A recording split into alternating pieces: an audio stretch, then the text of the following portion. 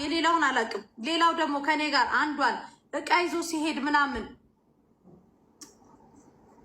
ሌላ ሰው ለሌላ ሀገር ዜጋ ከፍለን ከምንልክ እናንተ የኛን እቃ ይዛችሁ እየሄዳችሁ ትኬታችሁን እየሸፈናችሁ ፓምፐርስ ለምሳሌ እዚህ ቢዝነስ ውስጥ ማንም ሰው የለም። ኧረ እኔ ልንገራችሁ፣ አሁን ለምሳሌ ይሄን ቢዝነስ ብትሰሩት ያዋጣችኋል። አንደኛ የህፃናት ዳይፐር ወደ ኢትዮጵያ ዴይ ቱ ዴይ መጥታችሁ ትገዛላችሁ። ምንም ነው በቃ ሻንት ትኬታችሁን ለምሳሌ እንደኔ ነው የምላችሁ እቃ ከኢትዮጵያ ወደዚህ ይዛችሁ ትመጣላችሁ። እኛ የምንፈልገው እቃ አለ። ለምሳሌ ሳሪ ከኢትዮጵያ እቃ ወደዚህ ስታስመጣ ከፍላ ነው ለእናንተ እንከፍላችኋለን። እናንተ ይዛችሁልን ትመጣላችሁ እቃውን። ገባችሁ? ከዚህ ደግሞ ስትሄዱ የኔን 5ም 6ም ስልክ ይዛችሁ ስትሄዱ በኢትዮጵያ የምከፍላችሁ ብር አለ። ቀረጡን ኢትዮጵያ ነው የምትነጋገሩት። ይሄ ሁሉ ነጋዴ የሚቆም እንትንስ ሳይቀረጥ ቀርጦ አይደለም።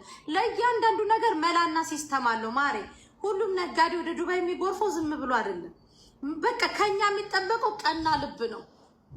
ቀና ከሆነን ለምሳሌ ዳይፐር፣ ዋይፕስ እንዲሁም ደግሞ የህፃናት ልብስ ምን ከትላልቅ ማርኬት ብራንድ ልብስ ነው እንደ ነጋዴዎቻችን ይዘው የሚሉት ነው ወይ?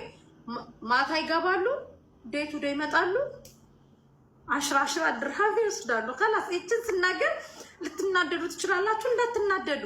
ሰብሰብ ሁላችንም ተያይዘን እናድጋለን።